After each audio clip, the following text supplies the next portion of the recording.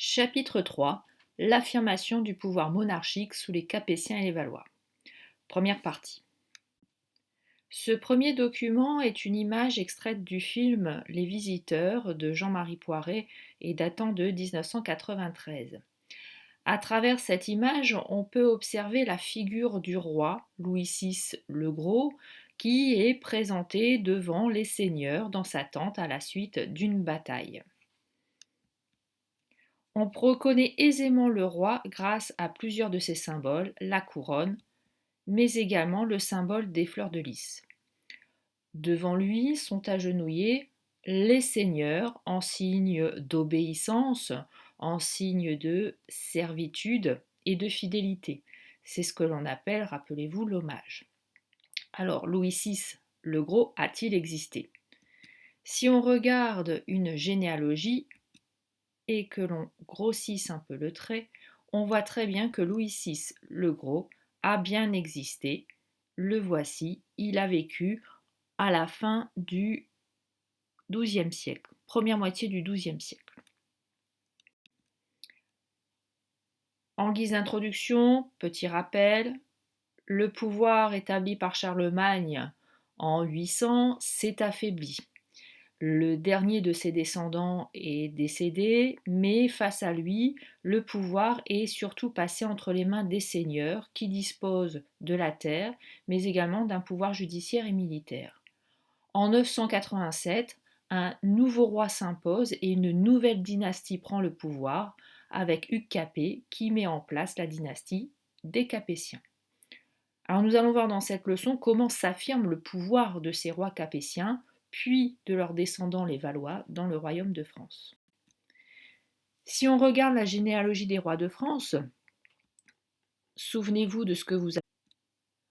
Alors le roi est un roi féodal, c'est ce que nous allons voir dans une première partie, et ce n'est que très progressivement qu'il devient un véritable souverain. Alors qu'est-ce que le royaume de France au Xe siècle? Le royaume de France est relativement réduit à la suite du partage de l'empire de Charlemagne, et en 987, Hugues Capet est en fait à la tête du domaine royal que l'on voit ici en bleu, c'est-à-dire un ensemble de terres dont il est le seigneur et dont il tire ses revenus. Le reste est en fait composé de fiefs, c'est-à-dire des terres qu'il a remises à un seigneur en échange de sa fidélité. C'est la fameuse cérémonie de l'hommage.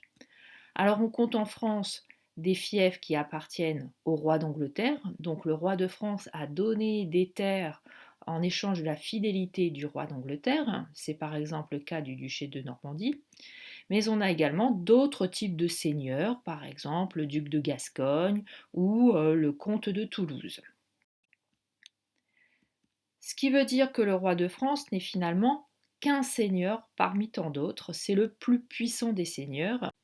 C'est ce que nous avons vu à travers un document qui est la désignation en 987 du Capet comme roi de France par les seigneurs.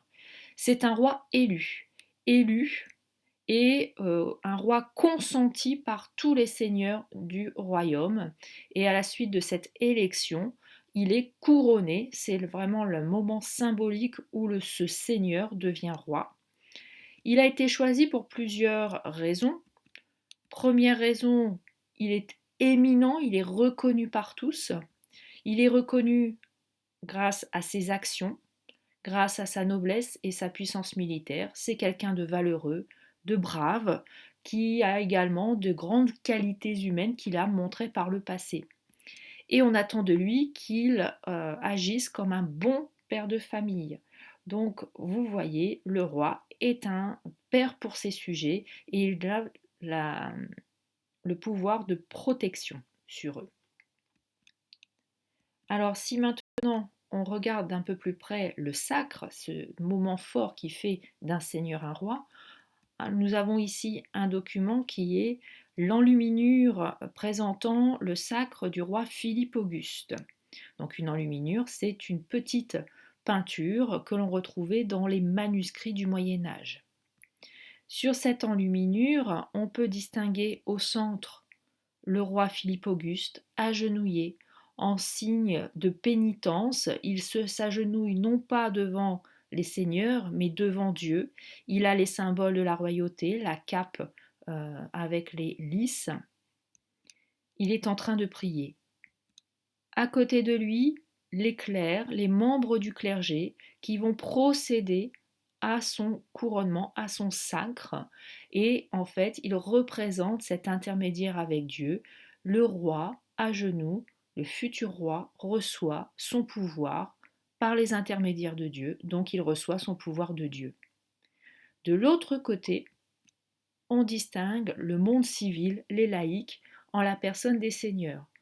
En rouge, tenant la couronne, il s'agit du père de Philippe Auguste, donc le roi actuel Louis VII.